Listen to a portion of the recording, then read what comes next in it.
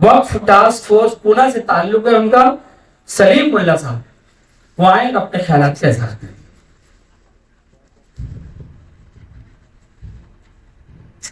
बिस्मिल्लाहिर्रहमानिर्रहीम, अस्सलाम वालेकुम रहमतुल्लाहि व बरकातहू। मुझे सबसे पहले आज आसिफ साहब और मुस्लिम साहब को बधाई देना चाहता हूं कि पहली बार वक्फ के सिलसिले में इतना बड़ा मजमा आपने इकट्ठा किया, उसके लिए आपको सैल्यूट है।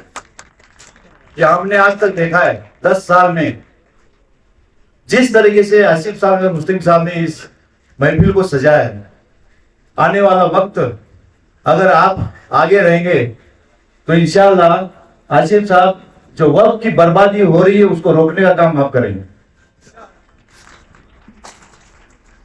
बहरहाल मेरा जो मौजू है एक अलग इशू पे है। सबसे पहले मैं आपको बताऊंगा कि डॉक्यूमेंट्री कैसी बनाई जाएगी। काफी सारे इशू हो रहे कि दस्तावेज नहीं है, तो दस्तावेज कहां से मिलेंगे, कैसे मिलेंगे, क्या करना चाहिए। महाराष्ट्र के अंदर सबसे पहली बात है, एक इनाम कमीशन बना हुआ था रेस्ट ऑफ द मराठवाड़ा में मुंतकी बना था, और बाकी के इलाके में इनाम कमीशन बना था। ब्रिटिशों ने 1950 के बाद बनाया था। वो बनाने की वजह ये थी उनको कि उनको उससे टैक्सेशन लेना था, लेकिन आज के तारीख में उसका सही इस्तेमाल हमारे इनाम प्रॉपर्टी व प्रॉपर्टी के लिए सही काम में आ रहा है। इनाम कमीशन जब बना उसके पहले बादशाह लोगों ने सनद बनाई। उस सनद का इस्तेमाल करके इनाम कमीशन में अदालत लगाकर पूरे महाराष्ट्र के और बाकी इंडिया के प्रॉपर्टी को एक एलिनेशन बनाया, रिकॉर्ड बनाया। हर गांव का रिकॉर्ड है उसके अंदर। उसके अंदर इनाम प्रॉपर्टी जब आती है तो उस प्रॉपर्टी के अंदर मुस्लिम की आती है, हिंदू की आती है, क्रिश्चियन की आती है, कुलकर्णी वतन आता। तो ये सब आपके सामने मौजूद है। तो इसलिए वो लैंड एलिनेशन हर गांव का आपके पास रहना चाहिए, और वो मिलने की जगह है पुणे के अंदर आर्कोलॉजी या तो पूरा अभिलेखागार। उसके बाद आती एलिनेशन के बाद आपका रेवेन्यू रिकॉर्ड आता है 7/12, गांव नंबर 3, गैजेट। तो ये डॉक्यूमेंट को सीरीज में लाया जाता है। हुआ ये कि जब 7/12 का कॉन्सेप्ट आ गया तो उस कॉन्सेप्ट में ये हुआ कि उस वक्त उस दरगाह मस्जिद कब्रिस्तान नाम लिखने के बजाय उधर उस मुत्तवल्ली का नाम लिखा गया, और उससे जो गड़बड़ी शुरू हो गई जो आज तक चल रही है कि मुत्तवल्ली सोच रहा है कि मेरे बाप की प्रॉपर्टी, जबकि वो बाप की नहीं है। ये प्रॉपर्टी उम्मत की प्रॉपर्टी है, देश की प्रॉपर्टी है। और वो इसलिए की गई है कि उम्मत के हर मसले को, बेवा को, यतीम को, अपाहिज लोगों को कैसी मदद की जाए, उसकी एजुकेशन पे मदद की जाए। तो खिदमत माश और मदद माश ये दोनों कॉन्सेप्ट पुराने जमाने से चलते आने के बावजूद भी हमारे गिरेबान में हमें झांक के देखना पड़ेगा कि हमने क्या किया। हम गैरों पे उंगली उठाना बंद कीजिए, अपने गिरेबान पे जाते हैं। अगर आप ये नहीं करेंगे तो प्रॉपर्टी कैसी बचेगी। तो एक डॉक्यूमेंट्री सबसे इंपॉर्टेंट अहम जरूरी चीज है कि आपके सभी मस्जिद कब्रिस्तान ईदगाह के पास ये चाहिए। आज के तारीख में जो उम्मीद पोर्टल आ गया उसके लिए ये सबसे जरूरी चीज है। 29 मई 2025 को वक्फ बोर्ड ने एक नोटिस जारी किया। किसको पता है? कितने लोगों को पता है? आपके ऊपर कैसे कितने लोगों को पता है? देखिए 4 लोग पता है। मतलब हम कितने पीछे हैं। 29 मई 2025 में आया हुआ नोटिफिकेशन आज तक हमें पता नहीं। तो उसमें क्लियर कट लिखा हुआ है कि जितने अपनी प्रॉपर्टी जो है वो पोर्टल पे डालने के लिए कलेक्टर, तहसीलदार और एसडीएम इन्होंने रजिस्ट्रेशन या तो गैजेट देके उसको 7/12 पे चढ़ाने। और 2016 का जीआर जो देवेंद्र फडणवीस ने निकाला था, 2022 में निकाला, 2018 में निकाला, किसी ने उस पर तवज्जो नहीं दी। किसके लिए निकाला उन्होंने? आज तक उस चीजों पे किसी ने गौर नहीं किया। तो हमें ये काम करना है। बयान तो हम बहुत सुन चुके, थक गए बयान सुन के, अभी अमल करना शुरू। तो ये जब तक हम नहीं करेंगे, जब तक हमारी प्रॉपर्टी हम नहीं बचा पाएंगे।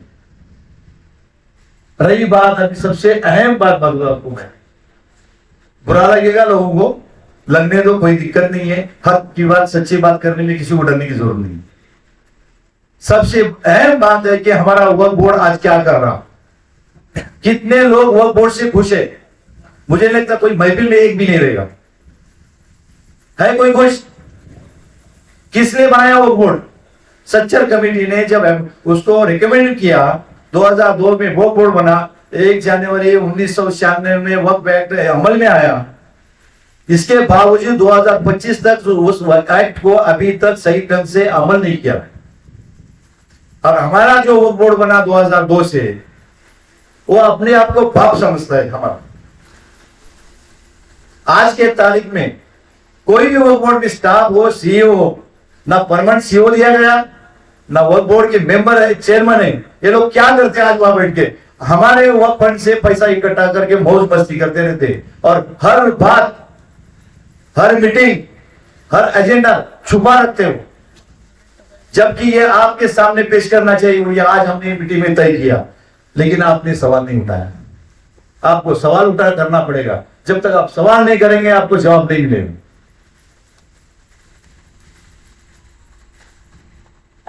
क्योंकि आज हम पूरे महाराष्ट्र में देख रहे हैं, आज का मौजूदा वक्फ बोर्ड 4 प्रॉपर्टी, नासिक की प्रॉपर्टी आपको पता है नहीं पता है? दुधारी मस्जिद कितनी पुरानी है, उसको नॉन वक्फ किया। एक मस्जिद तो नॉन के वक्फ कर रहे हैं, ये वक्फ बोर्ड उसने बनाए, वक्फ को प्रोटेक्ट करने के लिए बनाए कि नॉन वक्फ करने के लिए बनाए? एक सवाल आपको करना पड़ेगा। अगर आप नहीं करेंगे तो हम कुछ नहीं कर सकते। अपने हक के लिए मांगो। हमें हक मांगने के लिए है। मुसलमान हाथ फैलाता नहीं, मुसलमान हाथ दान देता है। जब ज़कात, सदका, फितरा जब देता है तो हम हाथ क्यों फैले? अल्लाह ताला ने इतनी प्रॉपर्टी दी है। महाराष्ट्र के अंदर ऑन रिकॉर्ड 96,000 प्रॉपर्टी है, लेकिन मेरे पास 1,25,000 वक्फ प्रॉपर्टी के डॉक्यूमेंट्स है। उसमें से अगर 25% भी प्रॉपर्टी आप अपने हाथ में लेंगे, उस पर एजुकेशन, उसके अस्पताल, उसके अंदर डेवलपमेंट आप अगर करेंगे, तो कोई भी मुसलमान रास्ते पे नहीं देखेगा। हमारे मस्जिदों के सामने बुरखे में बेवा बैठी है, मस्जिदों के दरवाजे में बुरखे औरतें बैठने के लिए नहीं है। ये समझना चाहिए। हमारे मस्जिदों के दरवाजे में जो भी आएगा उसको मदद करने के लिए बैठे रहे हो। और आज हालत क्या है? हर मस्जिद के सामने लाइन लगी हुई है, और हम क्या कर रहे हैं? खामोशी ये चल रहे। तो हमारा फर्ज बनता है, जो हमारे मुत्तवली है उनका फर्ज क्या है? मुत्तवली का मतलब क्या है आज तक समझे लोगों ने? ट्रस्टी का मतलब क्या है? तो लोगों ने उनके ऊपर भरोसा दिलाया, आप अच्छा काम करेंगे, उम्मत के लिए काम करेंगे। लेकिन आज के मुत्तवली जो बने हुए हैं, उन मुत्तवली ने क्या किया? अगर डेटा निकालूं, आप हैरान हो जाएंगे। तो हमें क्या करना है, ये बड़ी बात है। अभी इस वक्फ बोर्ड में क्या चल रहा है मैं आपको बता दूं। आसिफ साहब, बहुत जरूरी बात है। आज का वक्फ बोर्ड जो चल रहा, आज मुसाफिर खाना जो 1923 में बना, जिसके अंदर मस्जिद है, आज भी उस मुसाफिर खाने में नमाज होती है, उसको 2000 मई में, अप्रैल में, 9 अप्रैल को नॉन वक्फ करता है वक्फ बोर्ड। आप खामोश है सर। नासिक की मस्जिद, दुलारी मस्जिद, उसको नॉन वक्फ किया, सब खामोश। साबुत सिद्दीकी ट्रस्ट, उसको नॉन वक्फ किया, सब खामोश। नूर हॉस्पिटल बॉम्बे का, उसको नॉन वक्फ किया। जो वक्फ बना चुके हैं, जिसने जो आपको वक्फ कर दिया, इनको किसने हक दिया कि तुम नॉन वक्फ करने वाले कौन होते हो? तो ये सवाल आपको करना पड़ेगा। अगर आप सवाल नहीं करेंगे तो सवाल कौन करेगा? आज के तारीख में वक्फ बोर्ड के अंदर हम जब ये सवाल कर रहे हैं, और उसके बाद चारों, आसिफ साहब, चारों ऑर्डर पे हमने स्टे लाया है, चारों ऑर्डर पे। ये आपको करना पड़ेगा। इसलिए मेरे दुश्मन बन चुके हैं, कोई फर्क नहीं पड़ता, कोई फर्क नहीं पड़ता। हमारे पीछे उन्होंने दुनिया भर की कोशिशें कर रहे हैं। मेरे साथ जो काम करते हैं उनको वो नौकरी से निकाल रहे हैं। आप सोचो, मैं हमारे साथ जो उठते बैठते ताल्लुकात, जितने सलीमुल्लाह के ताल्लुकात में उसको नौकरी से निकालो। आप ये 3 वाकया हो गए इसमें। जो लोग अच्छा काम करते हैं तो हमें उन पे सवाल करना पड़ेगा। हम तो चाहते हैं कि इस वक्फ बोर्ड को डिसॉल्व करो, आप अगर साथ देते, आसिफ साहब, अगर आप साथ देते तो हम एक यहाँ से रेजोल्यूशन पास करेंगे और सीएम को देंगे कि आप मौजूदा वक्फ बोर्ड को डिसॉल्व किया जाए। अगर अभी डिसॉल्व नहीं होता, सब बिक चुके हैं, मेंबर बिक चुका है, सीईओ बिक चुका है, चेयरमैन बिक चुका है, सब पैसे के खातिर काम कर रहे हैं और हम खामोश। कब तक रहेंगे हम खामोश? जुल्म तो करने वाले नहीं कर रहे, हमारे लोग अपने से जुल्म कर रहे और हम इल्जाम दे रहे गैरों को। तो आज के तारीख में वक्फ बोर्ड ने नया एक सिस्टम शुरू किया है, वक्फ फंड। वक्फ फंड कब से देना है? कितने ट्रस्टियों ने वक्फ फंड दिया? कितने ट्रस्टियों ने वक्फ फंड दिया आज तक? कोई 2% लेता, कोई 5% लेता, कोई 7% लेता। क्योंकि वक्फ बोर्ड चलाने के लिए वक्फ फंड चाहिए। मतलब हमारे आमदनी से लेंगे, जब हमारा काम ही नहीं करे, हमें सर्विस नहीं दे रहे, तो हम एक ऐलान करते हैं कि वक्फ फंड देना बंद कर दो। नो सर्विस, नो वक्फ फंड। जब तक आप सर्विस प्रोवाइड नहीं करेंगे, वक्फ फंड नहीं देंगे। रजिस्ट्रेशन को जाओ, unlimited time. Change report, unlimited time. 69 scheme, unlimited time, no time table. 5 साल, 10 साल, 20 साल, वो आदमी परेशान हो गया। और आपका पहला एप्लीकेशन जब जाता है चेंज रिपोर्ट का या 69 का, आप बाहर नहीं निकलते जब तक अप्रूवल को पता चलता है तो ऑब्जेक्शन डाल। ये हालत है हमारी। इससे बाहर निकलना पड़ेगा।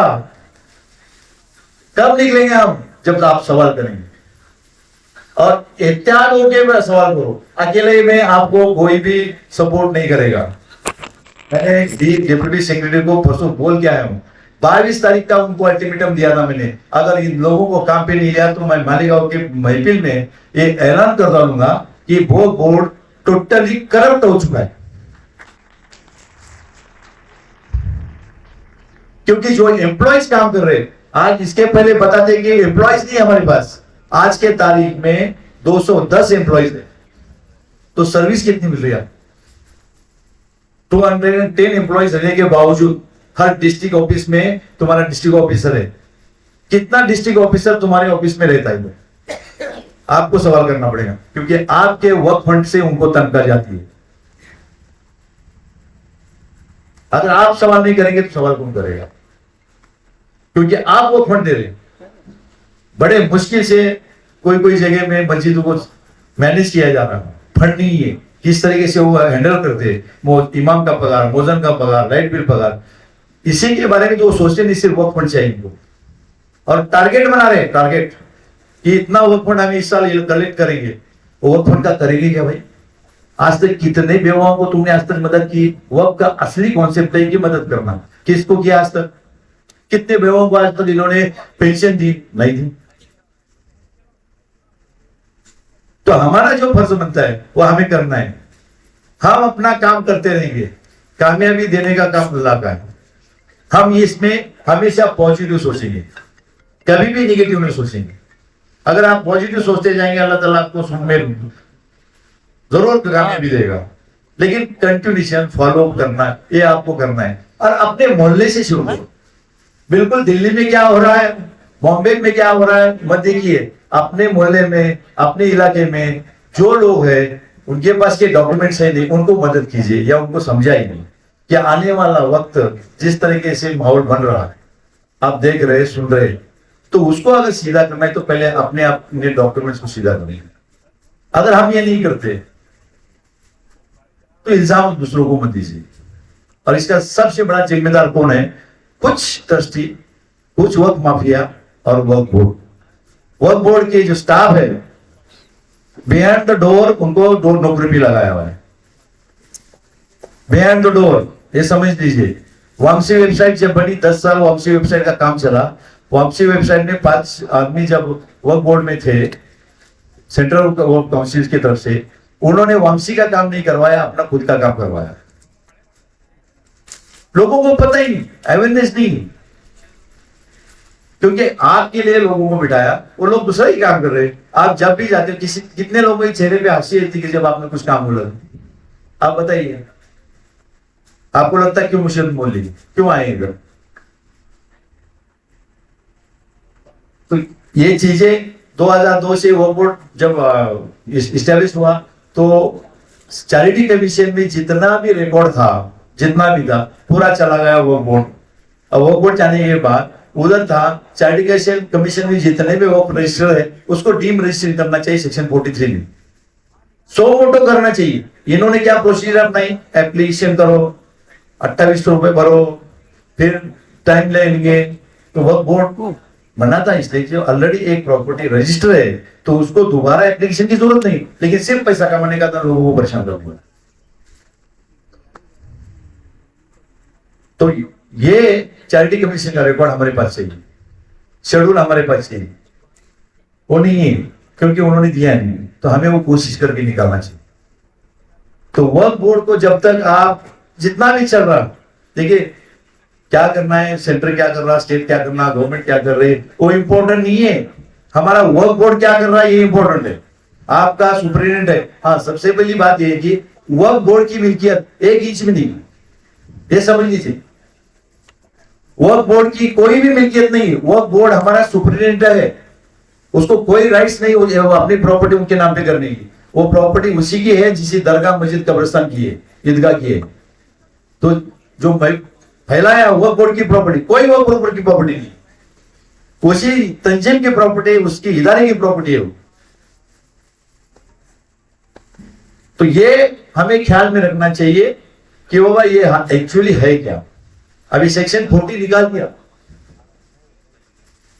वकील साहब कहेंगे मुझे खुशी है वो सेक्शन 40 निकालना, क्योंकि उसकी असलियत ये है कि जब तक रेवेन्यू रिकॉर्ड कलेक्टर, तहसील या एसडीएम रेवेन्यू रिकॉर्ड पे, सिटी सर्वे पे, 7 वाले पे वो मेंशन नहीं करता कि वो प्रॉपर्टी इस कब्रिस्तान की है, मस्जिद की है, जब तक वो बोर्ड भी डिक्लेयर नहीं हो।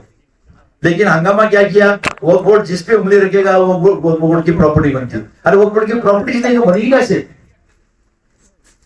और जब तक वो रिपोर्ट नहीं मिलता, वो बोर्ड भी नहीं कुछ करता, तो वो बोर्ड जब करने जाता तो 4 साल लगा था। तो उससे बेहतर है कलेक्टर ने ऑलरेडी तुम्हारे रेवेन्यू रिकॉर्ड पे मेंशन किया है तो इमीडिएटली वो डिक्लेयर होता है। कुछ चीजें हैं अमेंडमेंट में, जैसा कि सबसे बड़ा इश्यू है लिमिटेशन एक्ट, जो लिमिटेशन एक्ट नहीं लगना चाहिए, क्योंकि वो रिलीजियस प्रॉपर्टी जो हिंदू एंडोमेंट एक्ट में अगर वो नहीं है तो वह वक्त में क्यों है। कुछ बुनियादी बातें हैं कि जिसके पास इंक्रोचमेंट रहेगा तो अगर 12 साल उधर रहेगा तो उसकी हो जाएंगी, तो ये रिलीज प्रॉपर्टी हो सकती, क्योंकि उसका मालिक अल्लाह ताला है। तो देने वाला लेने वाला दोनों की तो सहमति चाहिए, या देने वाला लेने वाले बहुत है, लेकिन देने वाला अल्लाह का सिग्नेचर लाएंगे। इसलिए सुप्रीम कोर्ट में डिसीजन दिया था वंश वक्फ वाले में।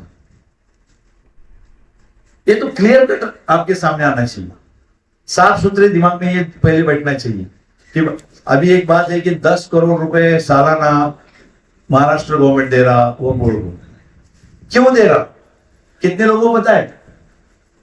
10 करोड़ हर साल देता है, इसलिए देता है कि वह बोर्ड का इस्टेब्लिशमेंट ठीक करने के लिए। अब इस्टेब्लिशमेंट क्या आता है, नए ऑफिस बनाओ, नए मॉडर्न टेक्नोलॉजी लाओ, डॉक्यूमेंट्री प्रॉपरली रखो, लोगों को सर्विस अच्छी प्रोवाइड करो। लेकिन ये वक्फ बोर्ड ने क्या किया इस टाइम में, आपको पता है किसी को? पिछले साल पूरे महाराष्ट्र में ऑफिस बनाए, अच्छा काम किया, हर जिले में ऑफिस बना उसी गवर्नमेंट के फंड से। और इस साल क्या किया, सागा लीगल सेल नाम की एक कंपनी लाकर वक्फ ट्राइब्यूनल में के अंदर कॉन्ट्रैक्ट दिया गया 2.5 करोड़ का, जबकि वक्फ बोर्ड के पैनल पे काफी सारे एडवोकेट्स थे। आज वक्फ ट्राइब्यूनल में जितने केसेस चलते उस पार्टी को पता ही नहीं है हमारा वक्फ बोर्ड से वकील कौन है। तो ये जानना हमारा काम है, क्योंकि हम केस की तरफ हार जाते हैं, क्योंकि वक्फ के बोर्ड की तरफ से जो एडवोकेट रहता वो हाजिर ही नहीं होता। ये हमारा खुद का तजुर्बा है, हजारों लोगों का है, क्योंकि हमने उधर ख्याल नहीं दिया, पता ही नहीं तो ख्याल नहीं दिया। तो वक्फ बोर्ड का काम क्या होता है, उन्होंने रजिस्टर किया, उन्होंने स्कीम मंजूर की, चेंज, उसको जब चैलेंज होता तो चैलेंज में हम केस हार जाते तो वक्फ बोर्ड ने वहां अपना प्रॉपर से नहीं दिया। क्योंकि वो एडवोकेट ही नहीं उधर। और आप भी उल्टा काम किया, नहीं तुम्हारे पास पैसा नहीं है और तुम बोलते कि इसलिए हमने उस आगा को दिया, उसको 2.5 करोड़ दिए सालाना। मेरे पास तो एडवांस में 37 लाख का पेमेंट दिया हुआ। किसका पैसा है? उम्मत का पैसा है। तो आपको सवाल करना पड़ेगा उस पर। हम तो करेंगे, लेकिन आप सबको मिलकर सवाल करना पड़ेगा। जब तक हम ये सवाल उनको नहीं करेंगे, जवाब नहीं आएगा। अंधेरे में मीटिंग रखते, अंधेरे में, ये मीटिंग अंधेरे में रखने के लिए बनेला है ये महफिल। इतना मजमा बोर्ड में जाता और तुम्हारा काम तुम्हें पता नहीं कब होगा। पार्लियामेंट टीवी पे दिखती, असेंबली टीवी पे दिखती, कारपोरेशन टीवी पे दिखता, लेकिन हमारा वक्फ बोर्ड का अंधेरे में रहता है, कोने में। तो कोने में क्यों है? एक रेजोल्यूशन आपके सामने नहीं आता है, कौन सा रेजोल्यूशन क्या है, तो हमें वो मांगना पड़ेगा। अगर नहीं देते तो हमें एहतियात करने में रास्ते पे उतरना पड़ेगा और इनको बताना पड़ेगा आप हमारे लिए है, हम आपके लिए नहीं है।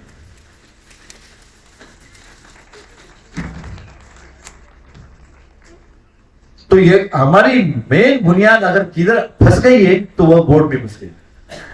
ये समझ लीजिए, इनकी गुलामगिरी मत कीजिए, इनकी हाजिरी मत कीजिए। मैंने परसों उनके भाई को बोल दिया, अगर आपसे नहीं होता इस्तीफा जेल मेरे को दे दो। बोले जब तुम मस्जिद को नहीं बचा पाए तो तुम्हारा वो बोर्ड में चेयरमैन रही से क्या मतलब है? हमारा काम इसलिए नहीं करते कि हम ऑब्जेक्शन लेते, इसलिए उन्होंने डायरेक्ट बोल दिया हम इनका काम नहीं करेंगे। हमने कहा तुम नहीं करेंगे तो हमारे पास भी दूसरे रास्ते। आज ही लेटर भेजा उसने 4 महीने के बाद, व्हाट्सएप पे लेटर भेजा डर के मारे। सोलापुर की काली मस्जिद का सिर्फ उनकी गलती, अकाउंट नंबर गलत डाला उन्होंने, उसका करेक्शन करने के लिए 4 महीने लगाए। अगर हम फाइट नहीं करेंगे तो वो भी नहीं मिलेगा। इसलिए आज सालों साल लोग जाते ना आते, सालों से। आज डिस्ट्रिक्ट ऑफिसर के सामने अपने बैठना है, वो बोर्ड जाना ही नहीं, उसको पकड़ना है। आपको वो बोर्ड के हेड ऑफिस जाना ही नहीं। किसी ने बोला चेयरमैन को मिलो, नहीं मिलना है। डिस्ट्रिक्ट ऑफिसर को बोलना चाहिए तेरी ड्यूटी तू पूरी कर। तुम यहां से मालेगांव से औरंगाबाद जाने के बजाय मालेगांव से नासिक में जाकर उसको पकड़ना, उसका काम है वो। तो ये बुनियादी बातें आपको समझनी चाहिए। अगर हम ये समझेंगे बुनियादी बातें, जब जाकर कुछ हासिल हुआ। खान साहब ने जो जिक्र किया, 4 प्रॉपर्टी का हमने काम किया, 4 सिर्फ एग्जाम्पल के तौर पे। हमें एग्जाम्पल बनाना है। हम क्या करें? एग्जाम्पल नहीं बना रहे, हम सिर्फ अपना अपना काम कर रहे हैं। एक में को मदद करनी चाहिए, किसी को क्या तकलीफ है, किसी को क्या तकलीफ है, तो उससे रास्ता निकलेगा। तो एग्जाम्पल जब तक क्रिएट नहीं करेंगे तो उम्मत हमारे साथ नहीं है। और वक्फ का बेनिफिशियरी आज तक कौन है? आप मुझे बताएं। वक्फ बोर्ड बना, सच्चर कमेटी ने बताया, हमारे हालत खराब होते गए इसलिए हमने बनाया। लेकिन 25 साल में आज वक्फ का बेनिफिशियरी कौन है? हमारे पास कोई डेटा है? कोई मोहल्ले का डेटा है? कोई बच्चों को आपने स्कूल की फी पेड की है वो फी तरफ से? कोई बेवा को कुछ दिया? कोई बीमारी को मदद की? तो वक्फ का मतलब क्या है? तो वक्फ का मकसद ही नहीं हम इसके ले पाए, उसका डेटा ही हमारे पास नहीं है। आपस में लगे हुए और क्या कहेंगे, इंडिया में सबसे ज्यादा प्रॉपर्टी रेलवे के बाद वक्फ बोर्ड की प्रॉपर्टी, वक्फ बोर्ड की प्रॉपर्टी। बस बड़े बड़े शान शौकत की बातें कर रहे हम सब, लेकिन हकीकत में ग्राउंड की रियलिटी बहुत अलग है, बहुत ही अलग है। तो हमें मस्जिदों से अपने अपने इलाके में ये होना चाहिए कि अपने मोहल्ले में कौन जरूरतमंद है इसका डेटा चाहिए, ये हमें रखना पड़ेगा। वो नहीं है, क्योंकि वो बोर्ड का काम है, वो ट्रस्टीज नहीं बना पा रहा, चेंज रिपोर्ट नहीं मंजूर कर रहा, इसमें से हम उलझे हुए, स्कीम में नहीं कर पा रहा, वो उलझे हुए। और प्रॉपर्टी की जो आमदनी है आए घरे खा रहे। कितने लोगों के पास आज वक्फ लीज यूनिट के हिसाब से किराया आता है, मुझे बताइए कितने लोगों के पास आता है? 10 बाई 10 का दुकान अगर मालेगांव में एक मस्जिद के बाजू में है, कितना किराया है आज? आप बताइए क्यों? मस्जिद की मिल्कियत, मस्जिद को डोनेशन 10,000 दूंगा, लेकिन किराया 9 रुपए दूंगा। ये सोच से बाहर निकलो। जब सोच बदलोगे तो ही कामयाब होगे। सोच नहीं बदल रही हमारी। ऐसे कितनी मिल्कियत है। फिर इसके बाद इंक्रोचमेंट के लिए वो बोर्ड क्या कर रहा है? कुछ नहीं कर रहा। सेक्शन 52 ये कितना इस्तेमाल किया? वकील साहब रहेंगे, कितने केसेस है सेक्शन 52 की? केसेस हो जाती है 54 की केसेस कितने कर देते हैं? कोई 500 रुपए दो ऊपर से, एक एक्यूज के लिए 500 रुपए। पैसे कैसे लाएंगे? सिर्फ पैसा दो, देने वाले कुछ नहीं है। फिर पैसा मांगते हैं ना, सर्विस दोगे तो पैसा देंगे। ये एजेंडा पास करो आप, ताकि उनके से अक्ल ठिकाने आ जाएंगे। आज ये होना चाहिए कि जब सर्विस नहीं है तो पैसा नहीं है, फंड भी नहीं है, और आपको नहीं रोक सकते कोई। कानून आपका हक है। अगर आप कोई चीज को पेड कर रहे हैं तो उसका रिटर्न तुम्हें मिलना चाहिए। अगर वो रिटर्न नहीं मिलता तो उनके ऊपर एक्शन होना चाहिए।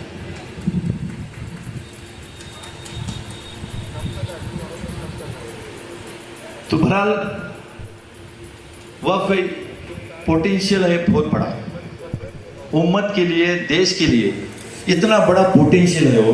और आज के तारीख में पूरा वेकेंट है, आपको काम करने के लिए इतनी स्पेस है, उसमें अनलिमिटेड है। सिर्फ शुरुआत करने की जरूरत है,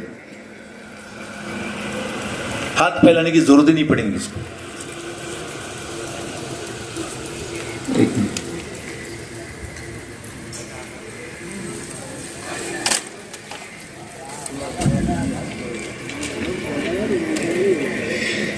अब देखो 36 के अंदर बहुत बढ़िया आसिफ साहब ने ये हैंडबिल बनाया है।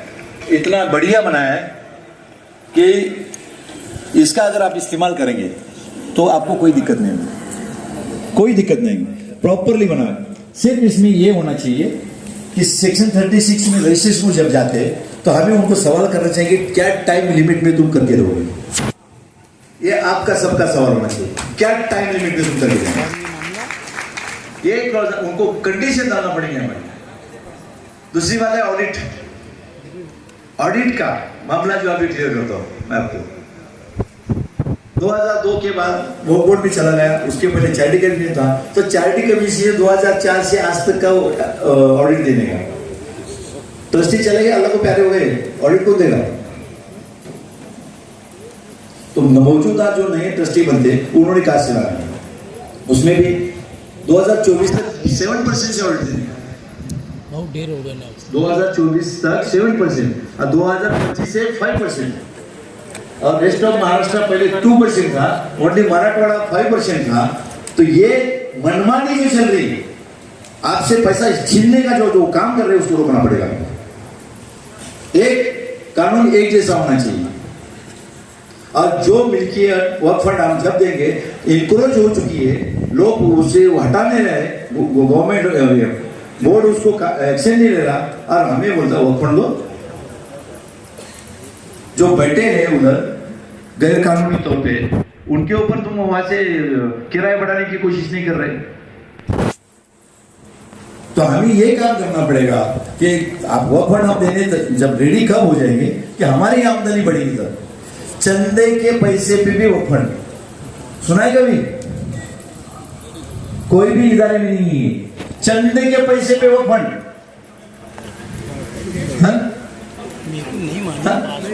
आप चंदा देते हो जुम्मा का, उस चंदे के पैसे पे वक्फ फंड देना पड़ रहा। अफसोस है, शर्म की बात है, और आप खामोश दे रहे। आ रहा उस पे जा रहा, वो वक्फ फंड पे जा रहा। तो ये वक्फ फंड चंदे पे देते हो, क्यों? हमारे पास फंड नहीं। जाओ घर, चले जाओ वरना घर पे मत बैठी हो। साफ लफ्जों में हमें कहना मुझे निकालो, हकालो इनको। 5 स्टार होटल में तुम मीटिंग लेंगे, वो पैसा कैसे आएगा? लोगों को परेशान करके पैसा दोगे, वो पैसा कैसे आएगा? कितने लोगों ने पैसा दिया मुझे पता है, सब लोगों ने पैसा दिया, थोड़ा थोड़ा, किसी ने मुझको कोई नाम हाँ नहीं बोलेगा लेकिन दिया पक्का। हम लोग सिर्फ 1 रुपया किसको नहीं दिया आज तक। चारों ट्रस्ट मंजूर करके लाए, चारों स्कीम मंजूर कराई, 1 रुपया किसको नहीं दिया। उनकी जान का है हमने। आखिर में हमने मोर्चा निकाला वो बोर्ड के ऊपर जब हो गया। तो आपको भी वो करना पड़ेगा। अभी सब ये वर्क फंड स्कीम के पैसे, चाहे चेंज ओवर के पैसे 36 के, उसके ऊपर जीएसटी, चैरिटी कमीशन में है क्या? नहीं है। तो लूट रहे हमें से, हमारे से लूट रहे। जीएसटी का क्या मीनिंग, क्या जीएसटी का? तो अभी क्या किया, सिर्फ जीएसटी कैंसिल किया, रेवेन्यू टैक्स के लिए जीएसटी कम किया सिर्फ। तो हम खामोश है करके वो कुछ भी करते जा रहे। आप खामोश है, कल गर्दन पे छुरी फिराएंगे मेज में, हम खामोश बैठे नहीं। उठो, जागो, उठोगे, जागोगे, पूछोगे तो मिलेगा, नहीं तो नहीं मिलेगा।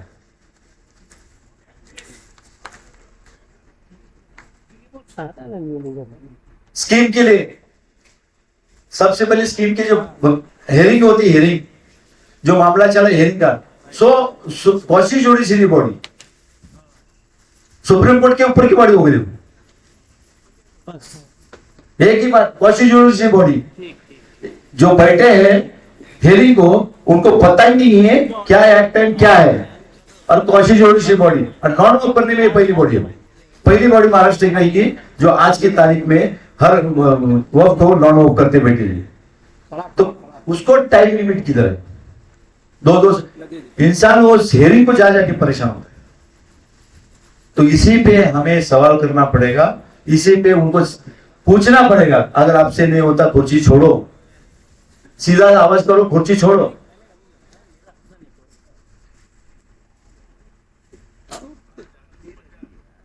तो वही कुछ चंद बातें हैं, और आपको कोई भी इन बातें नहीं चाहिए तो अभी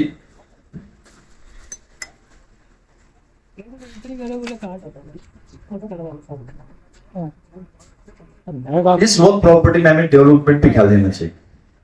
वर्क प्रॉपर्टी मिल जाएंगी, सब कुछ हो जाएगा, लेकिन उसके लिए कुछ ना कुछ इदारे बनते जाने चाहिए, उसके पे ख्याल दें। क्योंकि इदारे जब तक नहीं बनेंगे, हमारा एजुकेशन पे जब तक फोकस नहीं होगा, हमारा हेल्थ पे फोकस नहीं होगा, जब तक हमारे दीन के बारे में बच्चों को घरों में पता नहीं चलेगा, उसके लिए इदारे की जरूरत है।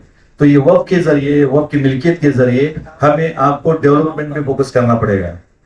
सिर्फ मस्जिद है, मस्जिद चल रही, 5 टाइम की नमाज हो रही, तो इसका मतलब ये नहीं है कि बाकी काम नहीं होना चाहिए। जब तक हम अपने मस्जिदों से ये काम शुरू नहीं करेंगे, और ये मस्जिदों से काम आसानी से शुरू हो जाए। क्यों मुश्किल बात ये है आज की तारीख में, इमाम और मुअज्जिन को तनख्वाह हम कितनी दे रहे, कितनी दे रहे? जबकि कानून क्या कहता है, 93 का जो सुप्रीम कोर्ट का ऑर्डर है, वक्फ बोर्ड ने तनख्वाह देना है। कितने मालिकों में वो मस्जिदों को तनख्वाह आती कुछ? क्यों नहीं आती?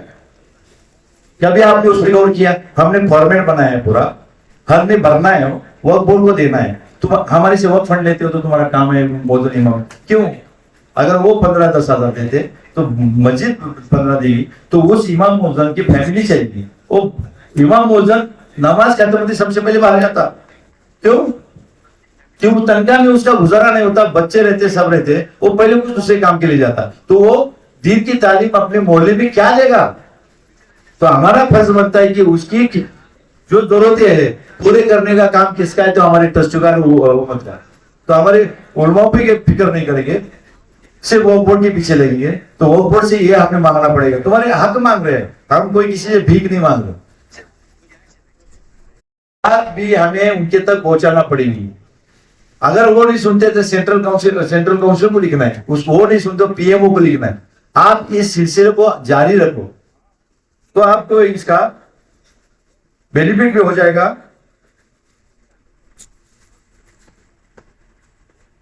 तो आज की तारीख में मैं इतना ही कहूंगा आखिर में सभी महफिल को, आप इधर उधर की बातें छोड़ दो, वक्फ बोर्ड के कामकाज पे फोकस करो, वहां बैठे हुए करप्ट लोगों को हटाने का काम करो।